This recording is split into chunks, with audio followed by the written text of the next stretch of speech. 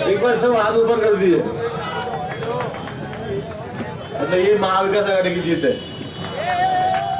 अच्छा या मराठी बोलू का?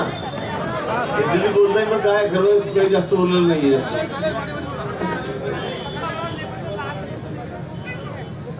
आजच्या या प्रचार सभेला रॅली प्रचार सभेला मंचावर उपस्थित आपल्या भुसावळचे माजी आमदार ज्यांनी भुसावळ नगरीला एक वेगळं रूप दिलं असे आमचे मोठे बंधू संतोष भाऊ चौधरी, आमचे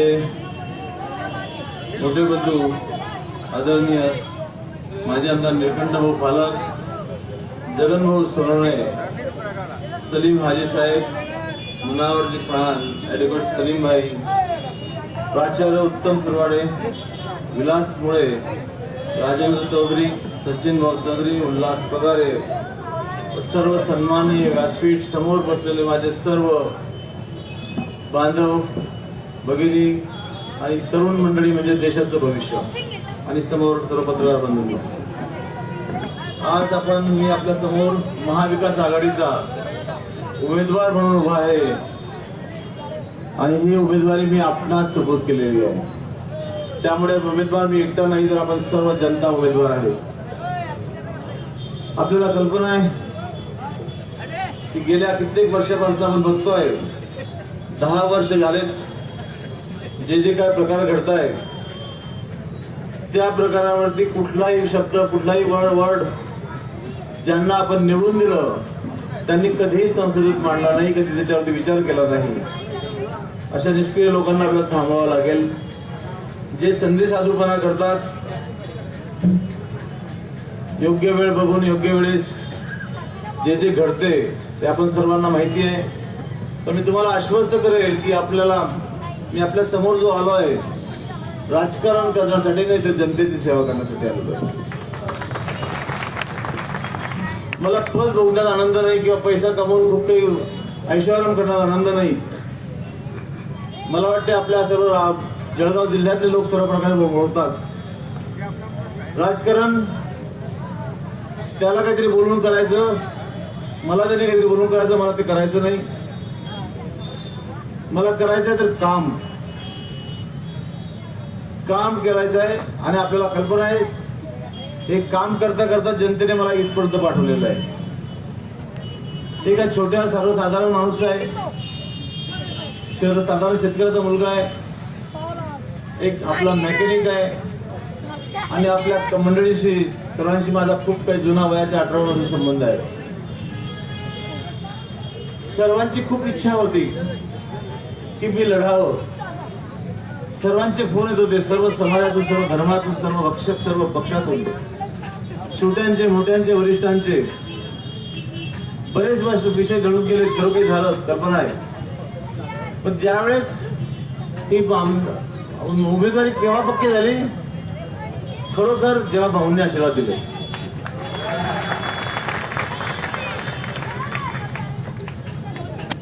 महाविकास आघाडीचे सर्व नेते, तसं पाहिलं तर मी खरंच खुशनसीब माणूस आहे, कुठलीही निवडणूक लढलेला नाही आणि देशाची सर्वोच्च निवडणूक।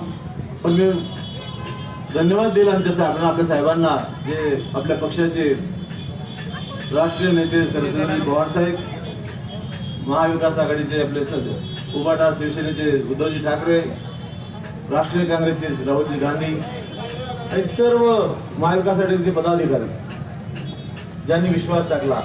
आणि त्याच्याही पुढे जातो मी एक की जनतेचा विश्वास जो 2019 मध्ये पाहिला होता आणि तेव्हापासून जी सुरुवात झाली ती सुरुवात आज इथे थांबलेली आहे। आणि आपला विश्वास ही प्रॉपर्टी आहे, याच्यापेक्षा दुसरी प्रॉपर्टी कुठली नाही। आणि त्याच्या पुढे जातो तुम्हाला सांगतो अजून की प्रामाणिकता आणि मेहनत ही जर असेल ना साहेब तर मला वाटते माणसाला कुठलाच डर नसतो आणि ते मी अनुभवतोय। काम समोर आपल्या समोर खूप मोठी ताकद आहे, पैसा आहे, पॉवर आहे, अनुभव आहे। पण मी तुम्हाला सांगतो एवढी मेहनत करेल की ह्या मेहनतीपुढे, या प्रामाणिकतेमुळे त्यांचं सर्व काही पाणी झाल्याशिवाय राहणार नाही। मला आज तर आश्चर्य वाटलं, दिल्ली सारख्या ठिकाणाहून न्यूजवाल्यांचे फोन यायला लागले, म्हणजे दिल्ली सुद्धा आपली दखल घ्यायला लागली. आता इथं टाइम्स ऑफ इंडियाने सुद्धा फोन केला संपादकांनी की काय परिस्थिती. म्हणजे साहेब ही जी निवडणूक आहे ही जनतेने हातात घेतलेली आहे, ही निवडणूक जनतेची आहे. ही आता उमेदवार इथे राहावेर म्हणा उमेदवार मी नाही, आणि मी म्हणणं मला फार कठीण वाटते. आम्ही आहोत सर्व, आम्ही जनता आणि मी, आम्ही सर्व उमेदवार आहोत. आणि आता हे जे शक्ती आहे, ज्यांनी कधी शेतकरी शेतीवर होणारे शेती मालावर प्रक्रिया करणारे उद्योग, तरुणांसाठी काहीतरी उद्योग, आता रोजगार, सर्वसाधारणचे प्रश्न, अल्पसंख्याकांचे प्रश्न, महिलांचे प्रश्न, कुठल्याही प्रश्नावर त्यांनी विचार केला नाही. आणि मला तर वाटते सर्वात कमी प्रेझेंटी असलेला खासदार आपला आहे. आताच आमचे लाडके आमदार रावेर यावत तालुक्याचे श्रीदादा चौधरी यांची उपस्थिती झालेली आहे, त्यांचं मनापासून मी स्वागत करतो. हे सर्व प्रश्न अधोरेखित आहेत. पाण्याचे प्रश्न खूप मोठे आहेत. मला वाटते भाऊ भुसावळ सुद्धा पाण्याचे प्रश्न खूप मोठा आहे. मला वाटते 15 दिवसात पाणी मिळते, किती दिवसात मिळते. अशा निष्क्रिय लोकांना काम आपल्या पुन्हा द्यायचं का. हायमस लॅम आले की नाही तुमच्याकडे, बाकडे आले की नाही तुमच्याकडे. मला मी एक दिवशी आमच्या ईश्वरराव बाबूजींना विचारलं, म्हणलं बाबूजी तुम्ही मला निवडणूक लढायचं म्हणताय, पण नेमकं खासदार करतो काय हो, मला काही करता येईल का. तर मी काम करणारा माणूस आहे, मी जाती पाती धर्माच्या पलीकडचं काम करणारा माणूस आहे. म्हटलं आतापर्यंत तुम्ही खासदाराला फक्त हायमस लॅम आणि बाकडे लावताना बघितलंय, त्यामुळे काही करता येईल का. त्यांनी सांगितलं नाही भरपूर काही आहे. म्हटलं फार चांगलं, काही हरकत नाही, मग करायला हरकत नाही. कारण जनतेची सेवा करायची आहे, जनतेच्या सेवेसाठी इथे आलेलं आहे.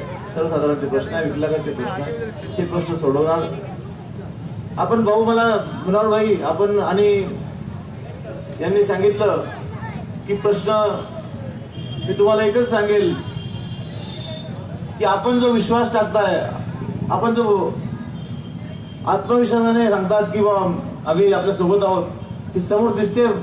आजपर्यंत कुठल्याही कम्युनिटी आपल्या याच्यातून मला कोणत्याही गोष्टीचे हे झाले नाही. आणि सर्वांचा जो सपोर्ट बघतोय तो बघून खरंच मी खुशनसीब माणूस आहे की माझ्यासारख्या माणसाला, एका नवख्या माणसाला एवढी ही विश्वासाची प्रॉपर्टी, एवढी जनता मला आवड करते, ही खूप खूप मोठी देणगी माझ्यासाठी. मी आपल्याला सॅल्यूट करेल साहेब. आणि तुम्ही जे प्रश्न मांडलेत ते प्रश्न नक्की 100% मी बोलेल आणि मांडेल, आणि त्याला प्रायोरिटी देईल साहेब. मला सर्वांगीण विकास करायचा आहे, फक्त एका माझा यांचा असं नाही, तर सर्वांगीण विकास, सार्वजनिक विकास करायचा आहे. प्रश्न खूप आहेत, कुठले प्रश्न सोडलेत, प्रश्न बोलण्यासारखे खूप आहेत. मी जास्त वेळ घेणार नाही, कारण की आपल्याला 10 वाजेपर्यंत टाइम आहे, बाकी मंडळींना बोलायचं आहे.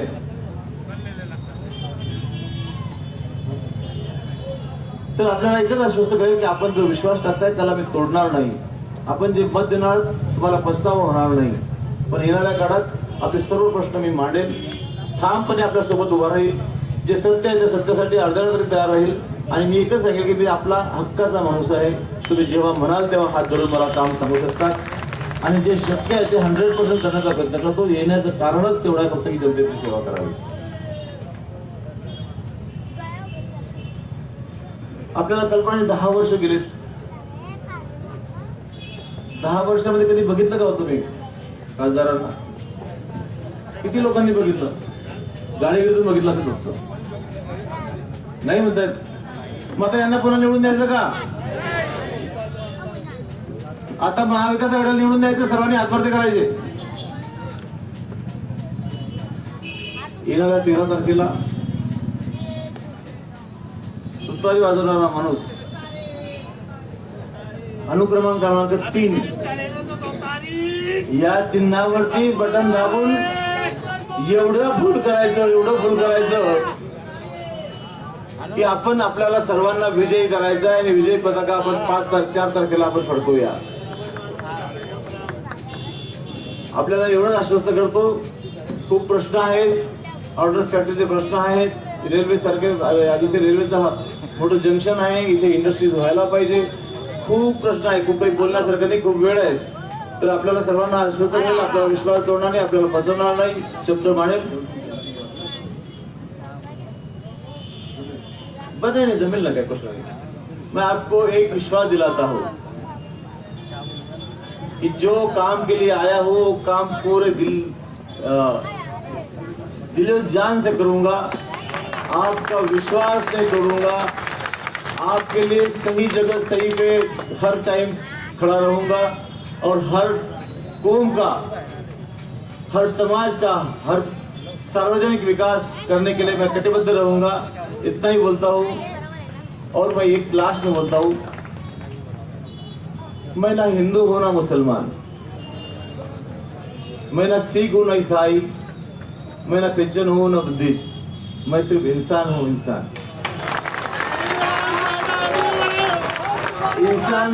इंसान की तरह जीने में जो मजा है ना साहब, दूसरा किसमें मजा नहीं है. उसके आगे मैं बोलता हूँ, मैं काम करने वाला आदमी हूँ. सिर्फ काम. आज भी देखो विरोधक भी रहते हैं तो वो भी मानते हैं कि नहीं इसकी मेहनत बहुत रंग ला गई.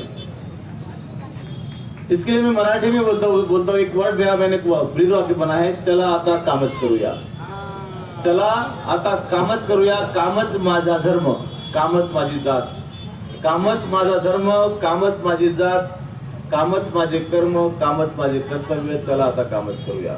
या उक्तीने आपण काम करूया, सर्वांना सोबत घेऊन चालूया. जे काय या देशात हिंदू मुस्लिम वगैरे काही घडते त्याला आपण घडण्यासाठी आळा घालूया. आणि मी सांगेल की आपणही कुठल्याही याला बळी पडायचं नाही. मग ते हिंदू असत मुस्लिम असत, येणारे वारे सगळे पलटून लावायचे. वाटेवर करत ते किती ताकद लावत याला आपण बळी पडायचं नाही. एवढंच मी आपल्याला अपेक्षा करेल. आणि येणाऱ्या 13 तारखेला तुतारी वाजवणारा माणूस अनुक्रमांक 3 याच्यावरती बटन दाबून सर्वात जास्तीत जास्त मतांनी आपण आपणास विजयी करावे एवढी विनंती करतो. थांबतो. जय हिंद, जय महाराष्ट्र.